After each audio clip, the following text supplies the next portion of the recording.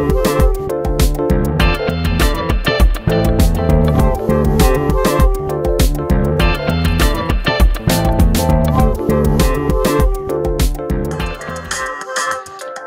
on va parler de la cohésion de la matière, on parlera en particulier des solides ioniques et des solides moléculaires.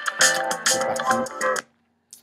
Alors les solides ioniques, on va prendre un exemple simple, sel de table, le chlorure de sodium. Il est composé des ions Na+, et Cl-, et en fait un solide ionique c'est tout simplement un assemblage géométrique qui est constitué de ces ions positifs et négatifs. Alors, qu'est-ce qui permet à ce solide d'être stable et d'avoir cette structure très géométrique? C'est tout simplement les forces de Coulomb, la force électrique, qui est F est égale à K fois Q1, Q2 divisé par la distance au carré. Et en fait, ces forces peuvent être attractives ou répulsives. Maintenant, dans le cas des solides moléculaires, donc des solides qui sont neutres, et on va prendre l'exemple de l'eau. Alors, l'exemple de l'eau est intéressant puisqu'en fait, l'eau, c'est une molécule qui est polaire, qui possède un moment dipolaire. Et on va avoir donc des déséquilibres de charge au sein de la molécule. Et quand les molécules d'eau vont être les unes à côté des autres, elles vont en fait s'orienter de manière à faire apparaître la partie négative de la molécule, d'une molécule, vers la partie positive de l'autre molécule. Et donc, on va avoir des liaisons qui vont apparaître, qu'on va appeler des liaisons hydrogènes. Ces liaisons sont attractives. Alors, de manière générale, pour la liaison hydrogène, on n'est pas obligé d'avoir forcément l'oxygène qui est présent. On aura en général donc l'hydrogène, puisqu'on parle de liaison hydrogène. Mais on pourra avoir pour l'élément X, par exemple, un élément électronégatif comme le fluor, l'oxygène, l'azote ou le chlore.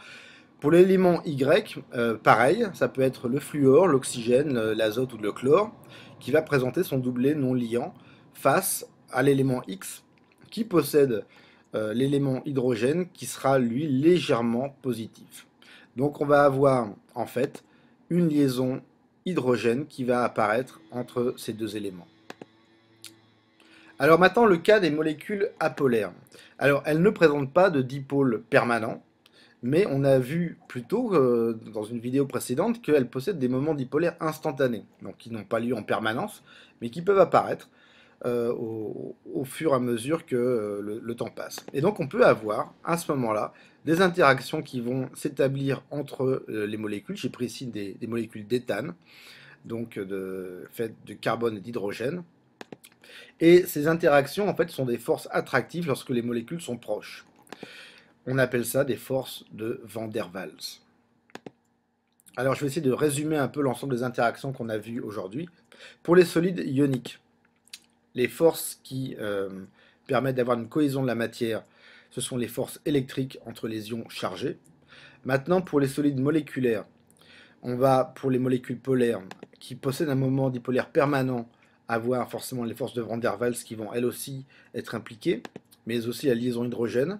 Enfin, pour les molécules qui sont apolaires, qui n'ont pas de moment dipolaire instantané, seules les liaisons de Van der Waals, les forces de Van der Waals, vont pouvoir s'appliquer. Maintenant, si je voudrais faire un classement des interactions par